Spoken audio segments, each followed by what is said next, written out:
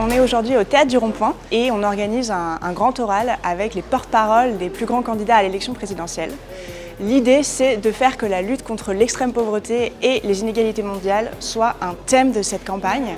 Et donc ce qui va se passer dans quelques minutes, c'est que les 6 porte-paroles vont être interpellés sur scène devant 700 personnes par nos jeunes bénévoles.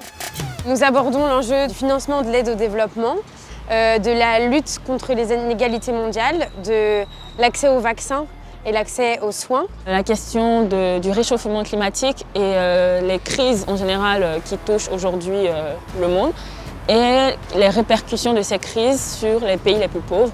Le truc, c'est que quand on est en campagne présidentielle, les candidats s'auto-convainquent visiblement que les Français ont envie de n'entendre parler que de leur bout de trottoir ici et maintenant. C'est une erreur. Moi, j'attends de cette journée de réelles réponses concrètes, puisque ce sont des questions auxquelles les candidats aujourd'hui n'y pensent pas du tout au sein de leur programme électoral. Et donc là, face à nous, ils seront bien évidemment obligés d'y répondre et aussi de tenir peut-être quelques promesses. Et j'espère qu'ils retiendront vraiment ce que nous leur aurons proposé comme objectif pour arriver à éradiquer l'extrême pauvreté, parce que c'est possible. Les jeunes ambassadeurs et ambassadrices de One, ils représentent la jeunesse aujourd'hui. Et finalement, ces questions de dans quel monde est-ce qu'on veut vivre en 2027, mais après plus tard, en 2030, en 2050, c'est eux et c'est elles que ça va impacter de manière primordiale. Donc c'est un peu de leur futur qu'on parle aujourd'hui, de notre futur à tous.